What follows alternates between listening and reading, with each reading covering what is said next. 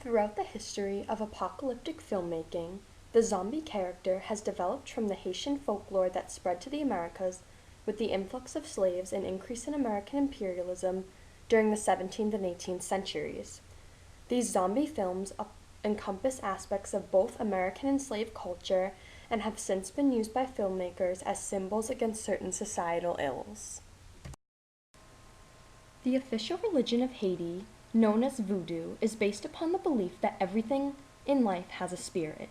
In practicing this religion, many believers claim to have fallen in a trance-like state where they are able to perform traditional dances, songs, and perform, in some cases, medical miracles. These practices are performed with the goal of finding a balance between the natural and the spiritual worlds. The religion of Voodoo arose in many African villages, specifically in the Iwi, Ibo, Aja, Jen, Fafara, and Fon tribes, located in mainly West Africa. In 1685, King Louis XIV of France passed the Code Noir, also known as the Code Black, which prohibited Africans living in Saint-Domingue, the French colony at the time, from practicing their traditional African religions. This law resulted in many black people being forced into converting to Catholicism, resulting in the French colony of Saint-Domingue growing hybrid religions, with many Africans still practicing their voodoo cultures among underground societies. An idea of Haitian voodoo that began to emerge as slavery grew more prominent in these European West Indian colonies was the idea of the zombie. The zombie was described as someone who was not dead but in a trance-like state and controlled by a master, an idea that grew more eminent with the increased African slave trade throughout the 18th and 19th centuries. The following video is a clip from the National Geographic documentary on Haitian voodoo, and it documents the practices that Haitians today follow and how their historic ideas and ideologies stem from the slave trade and the Middle Passage. When slaves from all over Africa were brought here to Haiti, they forged a new spirit religion, one that incorporates elements from its adversary, the Catholic Church. On the surface, Haiti is a Catholic country, but daily life still moves to the rhythms of spirit religion.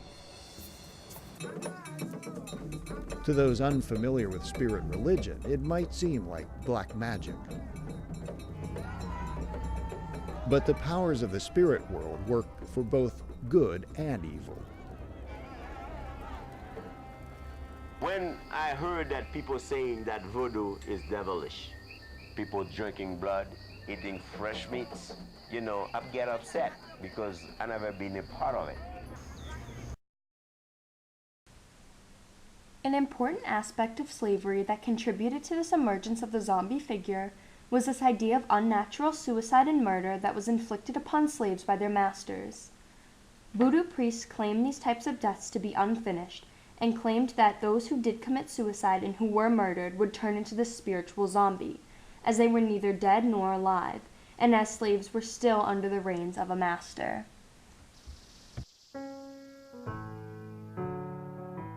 No day ever dawns for the slave, a freed black man wrote, nor is it looked for.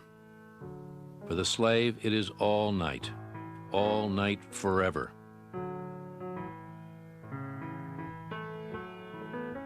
One white Mississippian was more blunt. I'd rather be dead, he said, than be a nigger on one of these big plantations.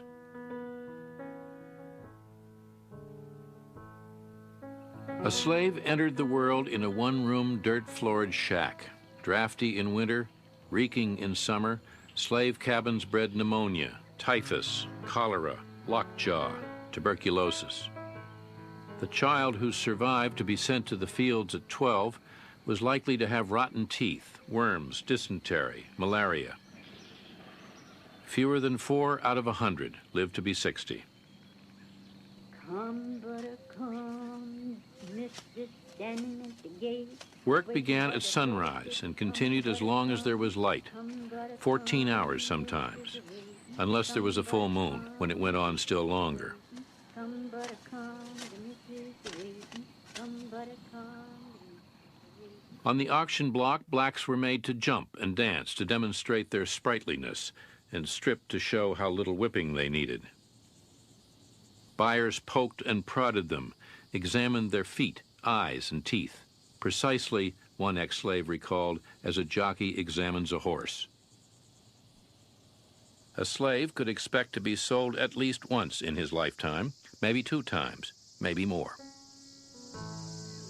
Since slave marriages had no legal status, preachers changed the wedding vows to read, "Until death or distance do you part." You know what I'd rather do? If I thought that I'd ever be a slave again, I'd take a gun and just end it all right away. Because you're nothing but a dog. You're not a thing but a dog.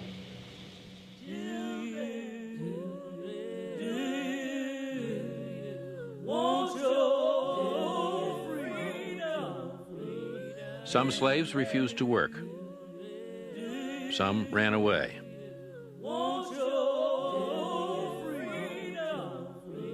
Still, blacks struggled to hold their families together, created their own culture under the worst of conditions, and yearned to be free.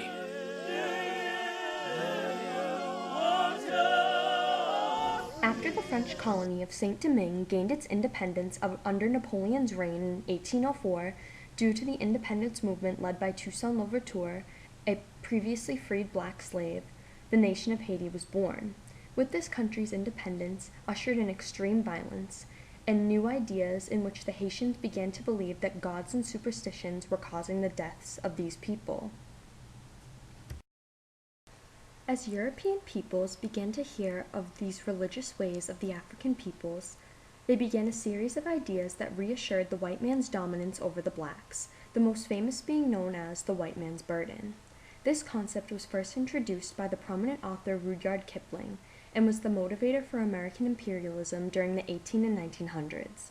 Kipling, like many other white supremacists, believed that the white man had the obligation and was burdened to teach the black people how to be civilized and not live the savage lifestyles in which the whites assumed that they lived.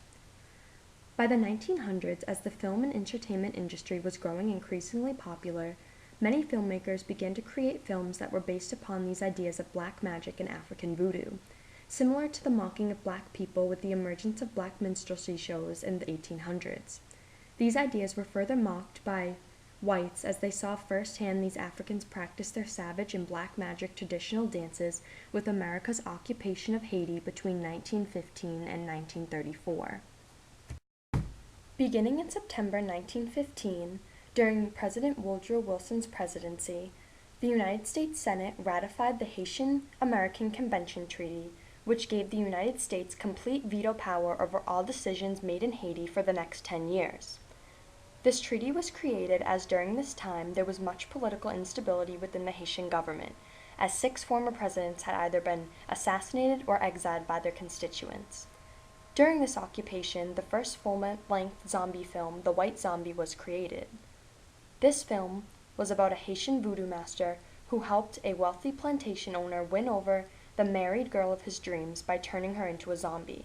However, by the end of the film, Charles, the wealthy plantation owner, is tricked by the evil voodoo master, whose name is ironically Murder Legendre.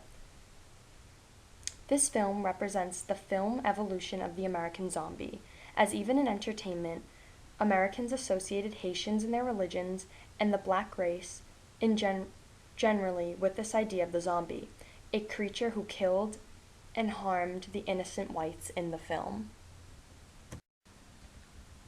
In the following trailer for the 1932 film The White Zombie, the clip mocks the Haitian cultural ways and creates this connection between these zombies and the ideas of slavery. From Haiti, land of the voodoo, comes the most infamous cult of all, Bela Lugosi as Murder Legendre. I see death. Master of the undead damned. The sinister power behind the white zombie.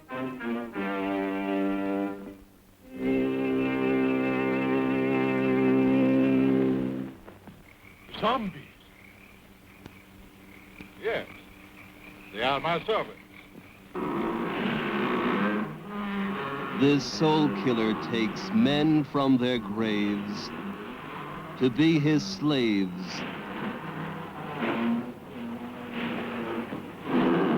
His instruments of terror, and now this fiend plots to possess a woman. Only a pin boy, a silver one, in a glass of wine, or perhaps a flower. Keep it, monsieur. Keep it. You may change your mind. Not dead? Are you mad? I saw her die. The doctor signed a certificate. I saw them bury her. Captive in the borderland between life and death. Her brain drained of the life spark. The white zombie obeys the unholy commands of her demon master.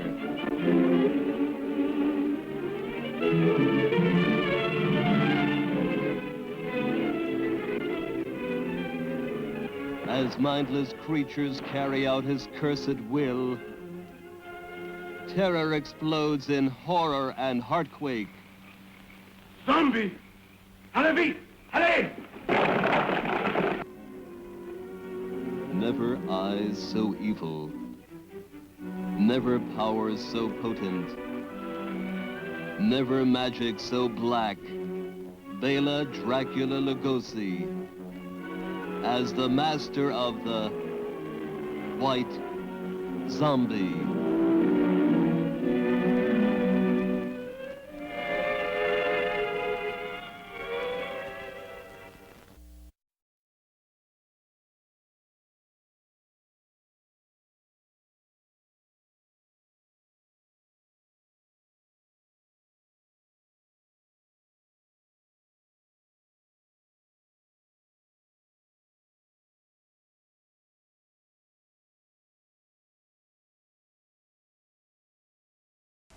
In the following trailer for the 1943 horror film I Walked with a Zombie, the film highlights the zombie character as being a black man who surfaced upon the West Indian Islands and a beautiful white woman who has been corrupted by Haitian voodoo masters and priests during the American occupation of Haiti between 1915 and 1934.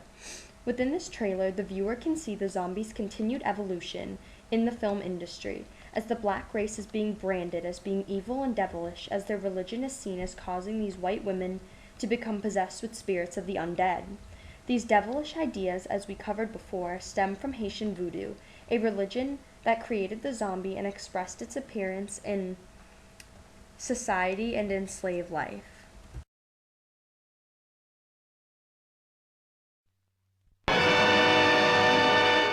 And out of their West Indian island comes a tale of terror and voodoo, of witchcraft and zombies, and all the weird black magic that the white man seldom sees. It is a tale of brother against brother and their love for a woman who lived with the dead. And it is also the tale of a young nurse who never believed such things could happen.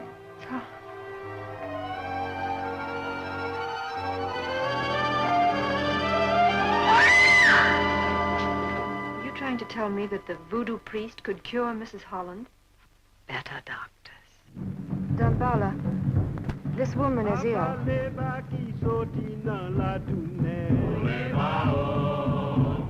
This is the ceremony of voodoo death, a ceremony that seeks the life of the woman who lives forever, who walks with the dead.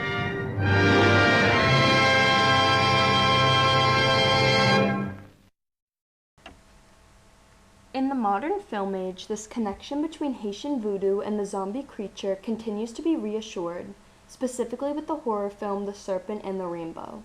This film is based on the story of Dennis Allen, who traveled to Haiti in 1982 to study the creation of the voodoo drug that that was going to be used as an anesthetic to turn victims into zombies during surgical procedures. This horror film, which was adapted from the 1985 novel of the same name, explores this historical and spiritual connection between Haitian voodoo and the modern-day zombie.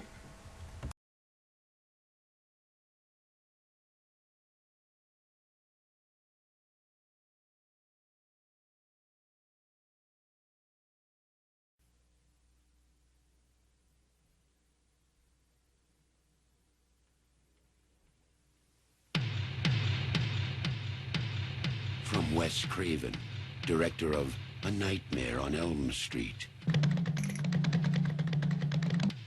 comes a story of the forbidden world between life and death. There's a door to the mystical. And you just walked through it. Somebody brought him back from the grave. And I want to know how they did it. Death is not the end. I'll take your soul. You think you can take these people's secrets and just walk away?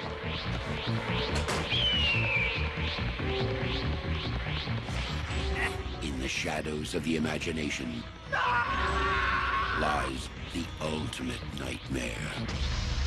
Don't let them bury me. I'm not dead. The Serpent and the Rainbow.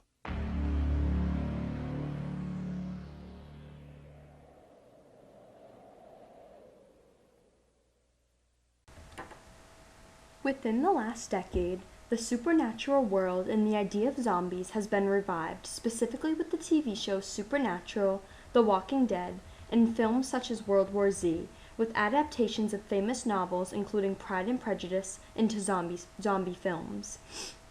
These zombies stem from Haitian black magic and represent the evolution of societal fears, as in these modern shows and films, fears of nuclear war and disease are the inspirations behind these films. These films represent suppressed groups and societies, as similarly slaves were these suppressed individuals and societies that ultimately created the originality of these films. In conclusion, the ideas of Haitian voodoo that were spread into the Americas from the slave trade were introduced to the American people through film and forms of entertainment.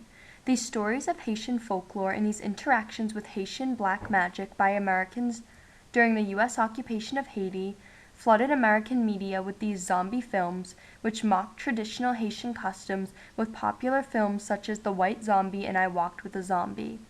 The image of the zombie became a symbol in American films for oppressed persons, as it stems from slave roots and has been evolved upon by American filmmakers into the modern day.